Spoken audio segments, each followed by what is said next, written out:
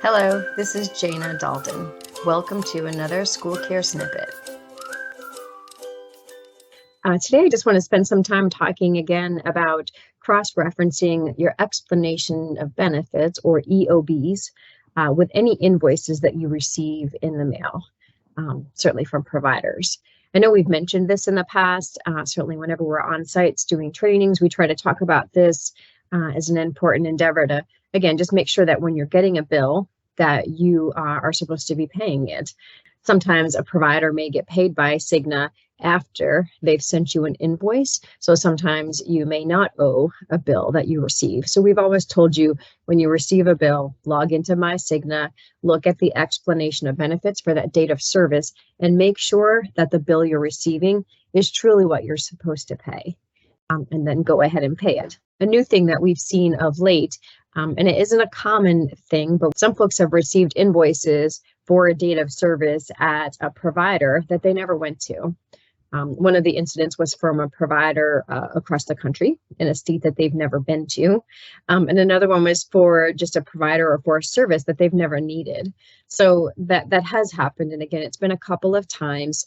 Cigna has seen it in other groups, but it's not common. But again, it's just another reason to make sure that you're checking your EOBs and cross-referencing them with any invoices that you're receiving.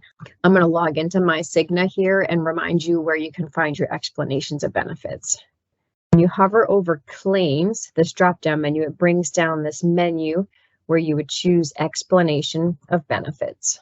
When you click on your explanations of benefits, it shows a list and you can sort them for different reasons: medical, dental. You can look at your reimbursement requests if you've requested that for your HRA or any claims.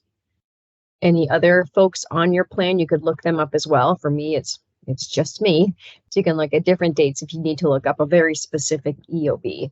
I'm just going to pull up my latest one, look at the PDF format of it, and it just shows the details. I'm not going to go into too much, but it will show you the date of service, summary of a claim for services on December 21st, what was billed, what the discount was, because you go to an in-network provider, and then it will show what you owe.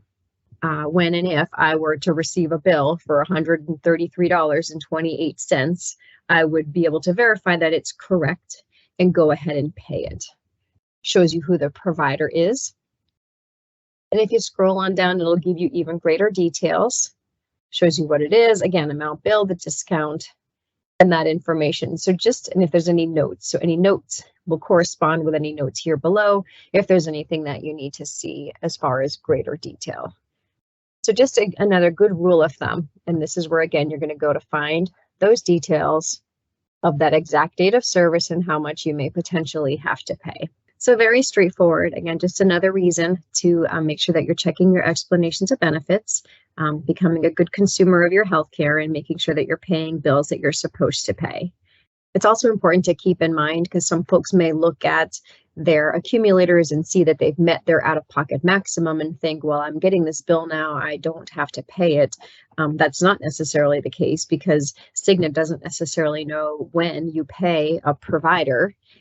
They're going to assume, when it says patient responsibility, they're going to assume that you've paid them. So if it says that you've met your out-of-pocket maximum, then it's assuming that you've paid that bill if it's showing up in your explanation of benefits as something that you need to pay. So just something else to keep in mind.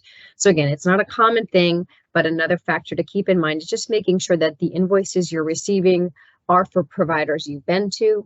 And again, checking with your EOB to make sure that the amount that they're asking you to pay is accurate per the plan.